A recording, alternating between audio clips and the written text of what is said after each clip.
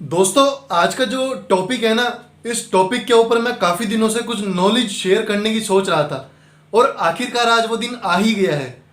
आज मैं आपको कुछ ऐसी ऐसी जानकारियां दूंगा जिनके बारे में शायद ही आपको गहराई से पता हो, और जो हमारे अपने नेटवर्कर साथी होते हैं उनको भी इस बारे में बहुत कम जानकारी होती है, या फिर वो अपने दिमाग से इन चीज़ों के बारे में कुछ भी बात करते रहते हैं। सबसे पहले दोस्तों, मैं आपसे कुछ सवाल पूछूंगा, क्योंकि जब ये सवाल आपके सामने आते हैं तो उन बातों का आपको जवाब क्या देना है इसके बारे में आपको भी पूरी नॉलेज होनी चाहिए। पहला सवाल, कई लोग पूछते हैं ना कि क्या एमएलएम कंपनी के पास खुद का मैन्युफैक्चरिंग प्लांट होना जरूरी है। अब यहाँ पर क्या होता है दोस्तों, कई लोग कहते हैं कि हाँ, एक एमएलएम कंपनी के पास खुद का मैन्युफैक्चरिंग प्लांट होना जरूरी होता है, नहीं तो वो लीगल कंपनी नहीं है। लेकिन मैं यहाँ पर आपको बता दूं दोस्त, आप बिल्कुल गलत सोच रहे हैं, क्योंकि मिनिस्ट्री ऑफ कंज्यूमर अफेयर्स की 2016 की डायरेक्ट सेलिंग गाइडलाइंस के खंड 3.1 में ये बताया गया है कि अगर किसी कंपनी के पास अपना मैन्युफैक्चरिंग प्लांट नहीं है एमएलएम में, तो भी वो एक लीगल कंपनी है, क्योंकि ये कंपनी अपने प्रोडक्ट किसी और मैन्युफैक्चरिंग प्लांट से मैन्युफैक्चर करवा सकती है। दूसरा सवाल आता है दोस्तों कि क्या एमएलएम कंपनी में केवल प्रोडक्ट या केवल सर्विसेज भी हो सकती हैं। अब कई लोग, चाहे वो नेटवर्कर हो या नेटवर्कर ना भी हो, वो ये सोचते हैं कि अगर किसी कंपनी में प्रोडक्ट है और सर्विसेज नहीं है, या फिर किसी कंपनी में प्रोडक्ट नहीं है और खाली सर्विसेज हैं, तो वो फर्जी कंपनी है। जबकि ऐसा नहीं है दोस्तों। मिनिस्ट्री ऑफ कंज्यूमर अफेयर्स की गाइडलाइन डायरेक्ट सेलिंग 2016 में खंड 1 भाग 6 में ये बताया गया है कि अगर किसी कंपनी के पास प्रोडक्ट नहीं है या केवल सर्विसेज हैं, या फिर किसी कंपनी के पास सर्विस है और प्रोडक्ट नहीं है, तो भी वो एक लीगल कंपनी हो सकती है। दोनों चीजें होना कोई मैंडेटरी नहीं है। अगर कोई एक चीज भी है प्रोडक्ट या सर्विसेज में, तो भी वो लीगल कंपनी है। अगला सवाल ये आता है दोस्तों कि क्या अलग अलग प्लान वाली कंपनियां जैसे कि बाइनरी, मैट्रिक्स, हाइब्रिड, जनरेशन, ये सारी लीगल कंपनियां हैं या नहीं। अब यहां पर क्या होता है दोस्तों कि जो हमारे कई नेटवर्कर साथी होते हैं ना, वो आपस में एक दूसरे की कंपनी का पे आउट जो प्लान होता है वो गलत प्रूफ करने में लगे होते हैं, और अपनी कंपनी का पे आउट प्लान वो सही प्रूफ करने में लगे होते हैं। लेकिन दोस्तों, मैं आपको बता दूं कि पे आउट प्लान कोई भी हो, अल्टीमेटली आपको काम करने का ही पैसा मिलेगा। दोस्तों, मिनिस्ट्री ऑफ कंज्यूमर अफेयर्स की डायरेक्ट सेलिंग गाइडलाइंस 2016 के अनुसार कोई भी प्लान लीगल या इलीगल नहीं है। कंपनी अपनी मर्जी से किसी भी पे आउट प्लान के रूप में पैसा बांट सकती है, ये कंपनी की मर्जी है, इसमें वो सरकार की तरफ से किसी भी रूप में बाध्य नहीं है। अगला जो सवाल है दोस्तों वो ये है कि एमएलएम कंपनी कितना पैसा मैक्सिमम बांट सकती है।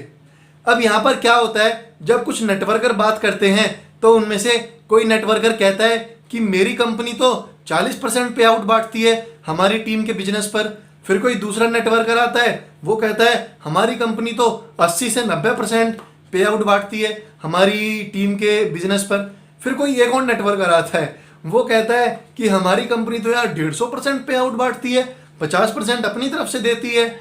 इसके बाद फिर कोई एक और नेटवर्कर आता है, वो कहता है हमारी कंपनी तो 200% पे आउट बांटती है यार हमारी कंपनी के बिजनेस पर। लेकिन मैं आपको यहाँ पर यह बता दूं कि मिनिस्ट्री ऑफ कंज्यूमर अफेयर्स की डायरेक्ट सेलिंग गाइडलाइंस 2016 के अनुसार कोई भी लीगल कंपनी अपनी कंपनी के टीम के बिजनेस पर 45 से 50% से ऊपर पैसा नहीं बांट सकती है।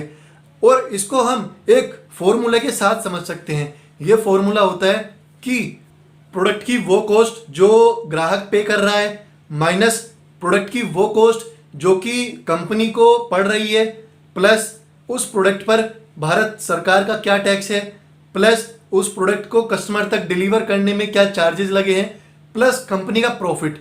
अगर ये सारा कैलकुलेट करके 45 से 50% के बीच में आ रहा है, तो आप समझ जाइए कि आप एक लीगल कंपनी में काम कर रहे हैं। और अगर उससे ज़्यादा आ रहा है तो आने वाले टाइम में आपकी कंपनी बंद भी हो सकती है। अगला जो सवाल आता है वो ये है कि क्या एमएलएम कंपनी में कंपनी के पास रीपरचेज होना जरूरी है। अब यहाँ पर भी क्या होता है दोस्तों कि जब नेटवर्कर्स आपस में बात करते हैं ना, तो वो ये बोलते हैं कि हाँ यार, रीपरचेज तो आज के माहौल में बहुत ज़रूरी हो गया है। मेरे सामने एक बार कोई नेटवर्कर ऐसे ही बात कर रहा था। देखिए दोस्तों, मैं उनकी बात से पूरा सहमत था कि आज के टाइम में रीपरचेज बहुत ज़रूरी है। लेकिन अगर हम भारत सरकार की गाइडलाइन देखें, जो कि नेटवर्क मार्केटिंग इंडस्ट्री को लेके हैं, मिनिस्ट्री ऑफ कंज्यूमर अफेयर्स की, तो उसमें खंड 4 भाग 2 में ये बताया गया है कि कंपनी अगर चाहे तो वो रीपरचेज स्कीम अगर ना भी रखे तो भी वो एक लीगल कंपनी की श्रेणी में आती है।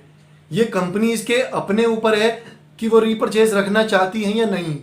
अगला जो क्वेश्चन है वो दोस्तों ये है, क्या हर नेटवर्क मार्केटिंग कंपनी में रिफंड पीरियड प्रोडक्ट का होना जरूरी है? अब दोस्तों यहाँ पर भी लोग अलग अलग तरीके की बातें करते हैं, लेकिन अगर हम मिनिस्ट्री ऑफ कंज्यूमर अफेयर्स की गाइडलाइन डायरेक्ट सेलिंग की 2016 के अनुसार देखें तो मिनिस्ट्री ने यह बताया है कि किसी भी लीगल एमएलएम कंपनी को रिफंड पीरियड अपने कस्टमर को देना जरूरी है और ये मैक्सिमम 30 दिन का हो सकता है। यानी कि 30 दिन के अंदर अगर कस्टमर चाहे तो वो प्रोडक्ट को वापस कर सकता है, लेकिन उसको यूज करने का कुछ क्राइटेरिया होता है, वो आपको अपनी कंपनी से परचेजिंग के टाइम पे जरूर पता कर लेना चाहिए। दोस्तों अगला सवाल, कई लोग ये भी पूछते हैं कि क्या किसी एमएलएम कंपनी में रिन्यूअल फीस होना जरूरी है? तो दोस्तों मैं यहाँ पर आपको बताना चाहता हूँ कि मिनिस्ट्री ऑफ कंज्यूमर अफेयर्स की गाइडलाइंस 2016 में खंड 3 भाग 7 में ये बताया गया है कि कोई भी एमएलएम कंपनी रिन्यूअल फीस के रूप में कोई भी चार्ज नहीं ले सकती है। अगर रिन्यूअल फीस के रूप में कोई कंपनी चार्ज ले रही है तो वो एक तरीके से इलीगल कंपनीज की श्रेणी में आती है। उम्मीद करता हूं दोस्तों कि आज की मेरे द्वारा दी गई आपको जानकारी सभी आपको समझ में आई होगी। अगर आपको मेरे द्वारा दी गई जानकारी समझ में आई है और मेरे द्वारा दी गई जानकारी अच्छी लगी है तो प्लीज़ आप मेरी वीडियो को लाइक भी कीजिएगा और मेरी वीडियो को आप शेयर भी कर सकते हैं। मेरे चैनल को आप सब्सक्राइब भी कर सकते हैं और मेरी वीडियो पे अगर आप चाहें तो कमेंट करके भी मुझे बता सकते हैं कि मेरी वीडियो का ये कंटेंट आपको कैसा लगा। आने वाले टाइम में मैं और भी ज़बरदस्त इंफॉर्मेशन आपके लिए सामने आपके लाता रहूँगा। थैंक यू वेरी मच तब तक के लिए।